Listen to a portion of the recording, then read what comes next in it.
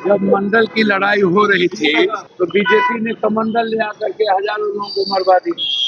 नोटबंदी के समय में भी लोगों ने कहा कि मुसलमान सूद ब्याज नहीं लेते हैं, बैंक में जमा पैसा नहीं करता, यदि नोटबंदी कर दीजिएगा तो मुसलमान का पैसे सब खत्म हो जाएगा। भैया मुसलमान का तो पैसा खत्म नहीं हुआ, 140 हिंदू मर गए। अरे मोदी जी और जोगी जी, पहले तो हिंदू सम्राट की लड़ाई है, आप दोनों आप लड़ लीजिए, कटोगे तो बटोगे। इसमें पसबंदा अगड़ा पिछड़ा कोई जात कहाँ आता है। इनकी मानसिकता ही आरएसएस की गुलाम करने की है, हर जाति के धर्म को गरीब। नमस्कार, आप देख रहे BMW न्यूज बिहार, आपके साथ मैं हूं रिया सुमन। पूर्णिया सांसद पप्पू यादव पटना एयरपोर्ट पहुंचे। पटना एयरपोर्ट पहुंचते ही जब मीडिया से सवाल जवाब किया तो पप्पू यादव नाराजगी जताते हुए कहा कि ये कौन लोग हैं जो हिंदुस्तान को पाकिस्तान कहते हैं, कभी हिंदुस्तान को कुछ कहते हैं। वक्फ बोर्ड संशोधन को लेकर उन्होंने कहा कि अपनी मनमानी है, सरकार अपनी मनमानी कर रही है, इससे होने जाने वाला कुछ नहीं है, सरकार अपना मन का करता है, जनता की मन की नहीं सुनती है। जनता चाहती थी कि वक्फ बिल संशोधन ना पास हो, जिसको लेकर पप्पू यादव ने नाराजगी जताई। सबसे पहले उनका बयान सुनिए। आराम से लोकसभा और राज्यसभा में वक्फ बिल पास हो गया है, जब पार्टियां अपने आप को कहती कि उन्होंने भी वोट किया है इसके पर। अरे भैया, और पत्रकारें लोग सेकुलर नॉन सेकुलर तय कीजिएगा। हाँ, हम तो कह ही दिए हैं कि नीतीश कुमार के 90% बड़े नेता बीजेपी के साथ उनका दूध मिश्री का रिश्ता हो गया। तो समय आपको बताएगा। ये जो बीजेपी की मानसिकता है, मंडल विरोधी है। जब मंडल की लड़ाई हो रही थी तो बीजेपी ने कमंडल ले आकर के हजारों लोगों को मरवा दी। बीजेपी की मानसिकता, इनके जो गुरु गोलवरकर हैं उनकी किताब में लिखी हुई है, जो दूसरे धर्म के लोग हैं, क्रिश्चियन, बौद्ध, सिख, सबको हिंदू होना पड़ेगा। सबसे पहले क्रिश्चियन पर इन्होंने हमला किया, उनके धर्मांत। उससे पहले बौद्ध धर्म पर हमला किया। तो जो लोग बात करते हैं, इस्लाम तो बहुत बाद में आया। और वक्फ बिल का जो सवाल है, ये कोई एक दिन की बात नहीं। नोटबंदी के समय में भी लोगों ने कहा कि मुसलमान सूद ब्याज नहीं लेते हैं, बैंक में जमा पैसा नहीं करता, यदि नोटबंदी कर दीजिएगा तो मुसलमान का पैसे सब खत्म हो जाएगा। भैया मुसलमान का तो पैसा खत्म नहीं हुआ, 140 हिंदू मर गए। आप उठा के देख लीजिए, एक भी मुसलमान नहीं मरा।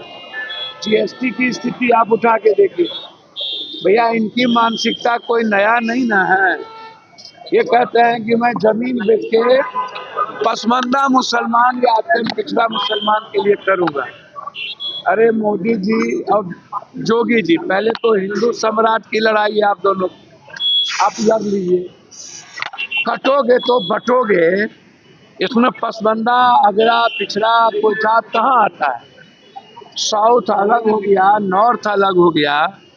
आपके व्यवहार से आपसे हम पूछते हैं, आपने कहा मुसलमान मशीन है बच्चा पैदा करने और कपड़े से पहचाने जाते हैं। कुंभ में एक भी मुसलमान का दुकान नहीं लगेगा।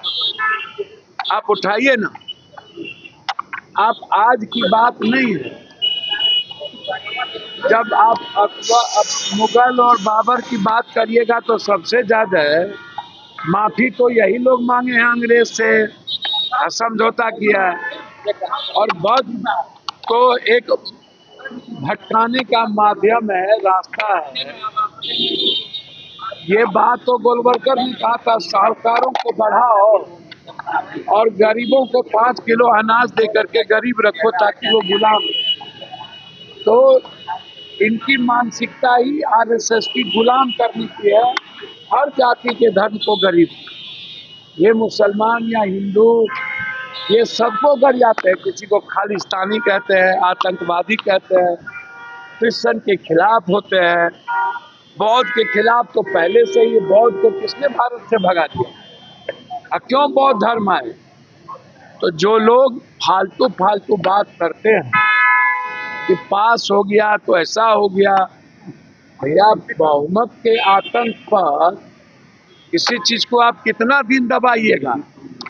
फिर जब कोई नई सरकार आएगा तो अमेंडमेंट करेगा कहीं ना कहीं, किसी न किसी। और अभी सुप्रीम कोर्ट भी लोग गए हैं। जब संविधान की व्याख्या करनी होगी तो सर्वोच्च न्यायालय ही ना करेंगे। तो सर्वोच्च न्यायालय अंतिम है, तो इसीलिए आप चिंता मत करिए। आप लोग सेकुलर नॉन सेकुलर कोई नहीं रहा।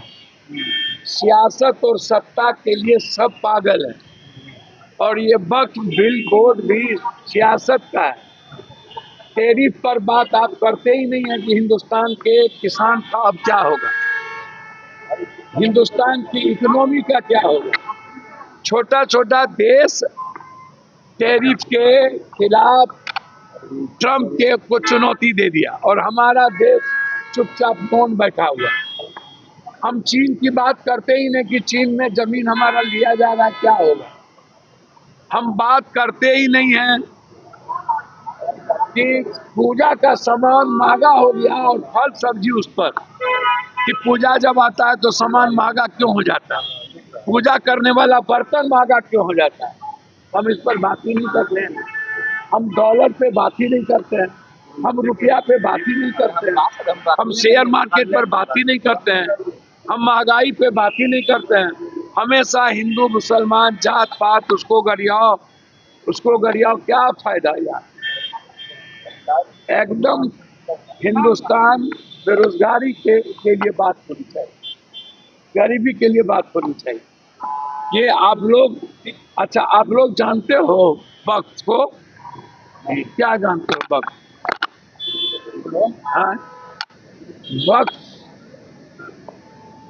जमीन किसकी थी या किसकी नहीं थी? जिस किसी ने भी जमीन दान दिया, और वो किसी मुसलमान के नाम से नहीं है, वो किसी अल्लाह ईश्वर के नाम से मंदिर मस्जिद गुरुद्वारा कब्रिस्तान शमशान हो गया। और वो जमीन अब क्या कहते हैं ये लोग कि तकदीर बदलेगी, उम्मीद बढ़े। मतलब पहले था मोदी है तो मुमकिन है, अब वक्त पे जमीन से ही मुमकिन है, मोदी से मुमकिन नहीं है। मोदी जी ने कहा था 15 लाख रुपया, वो भी गायब। नोटबंदी, वो भी गायब। जाली नोट, वो भी गायब। GST, वो भी गायब। भैया मोदी जी का याद करिए ना, पाकिस्तान खत्म कर देंगे, वो भी गायब। वक्त जमीन किसकी थी या किसकी नहीं थी? जिस किसी ने भी जमीन दान दिया, और वो किसी मुसलमान के नाम से नहीं है, वो किसी अल्लाह ईश्वर के नाम से मंदिर मस्जिद गुरुद्वारा कब्रिस्तान शमशान हो गया। और वो जमीन अब क्या कहते हैं ये लोग कि तकदीर बदलेगी, उम्मीद बढ़े। मतलब पहले था मोदी है तो मुमकिन है, अब वक्त पे जमीन से ही मुमकिन है, मोदी से मुमकिन नहीं है। मोदी जी ने कहा था 15 लाख रुपया, वो भी गायब। नोटबंदी, वो भी गायब। जाली नोट, वो भी गायब। GST, वो भी गायब। भैया मोदी जी का याद करिए ना, पाकिस्तान खत्म कर देंगे, वो भी गायब। पुलवामा के बाद वो भी गायब। कब्रिस्तान शमशान ईद बकरी जिन्ना पाकिस्तान NRC तलाक बात, बाप रे बाप, 24 घंटा डाइवर्ट, कोई फायदा नहीं। मंत्री जी चुप्पी कोई फायदा। मुख्यमंत्री जी के पीठ में उनके नेता लोगों ने खंजर भोग दिया, और मुख्यमंत्री जी का जो सेकुलर और वैचारिक पर्सनैलिटी है, वो अकेला थकेला पड़ दिए। बीजेपी ने अपना अंतिम शस्त्र फेंक कर नीतीश कुमार की विचारधारा पर हमला किया है, और चुनाव के अंतिम दिन जनता दल को खत्म करने की तैयारी। इनके 90% नेता तो मिल गए बीजेपी में, धन्यवाद। हाँ, जेडीयू में नेता लोग पार्टी छोड़ रहे हैं भैया मुसलमान छोड़िए ना, जिस तरह आरक्षण पर हमला है, ईबीसी पर हमला, नीतीश जी का मतलब ईबीसी, और उसी का रेस्पेक्ट खत्म हो रहा है नीतीश जी को खत्म करके। तो जब आप नीतीश जी को खत्म करिएगा तो ईबीसी का साथ तो कांग्रेस को मिलेगा और कांग्रेस ईबीसी के साथ जाएगी। ईबीसी ना इधर ना उधर, सीधा कांग्रेस। तो नीतीश कुमार जी को खत्म करने की पूरी साजिश है। अकेला नीतीश कुमार सेकुलर या ईबीसी के विचार वाले लोग बचे हैं। उनके जितने बड़े नेता हैं वो शुरू से ही नीतीश कुमार के विचारधारा के नहीं थे, वो बीजेपी विचारधारा। मुख्यमंत्री जी को खत्म करने के बाद राजेश राम बिहार कांग्रेस के अध्यक्ष बने, राजेश राम, अब उनको मुख्यमंत्री बनाने के लिए कांग्रेस के लोग कह रहे हैं उनको मुख्यमंत्री बनाए। तो क्या दिक्कत है? दलित को मुख्यमंत्री नहीं होना चाहिए? अच्छी बात है। खाली ओबीसी में मुख्यमंत्री होगा, ईबीसी और दलित में नहीं होगा? सामने करना ही चाहिए। दलित में तो प्रधानमंत्री भी होना चाहिए। हम तो चाहते हैं 27% दलित एसटी एससी है, तो बनाइए देश का प्रधानमंत्री, बनाइए एक तो मुख्यमंत्री। 2 एसटी है ना, तो दलित को भी दीजिए। हम भी चाहते हैं मुख्यमंत्री सर, हम चाहते हैं राजेश राम बन जाए जल्दी से मुख्यमंत्री।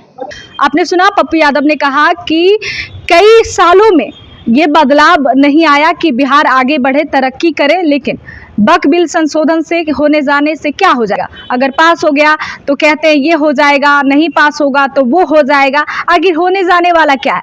पप्पू यादव की नाराजगी काफ़ी दिख रही है। वक्फ बिल संशोधन को लेकर उनका मन नहीं है या नहीं पास होना चाहिए, उनका अपना एक व्यक्तित्व है। फिलहाल आपकी क्या प्रतिक्रिया कमेंट में जरूर बताएं। बहुत बहुत धन्यवाद।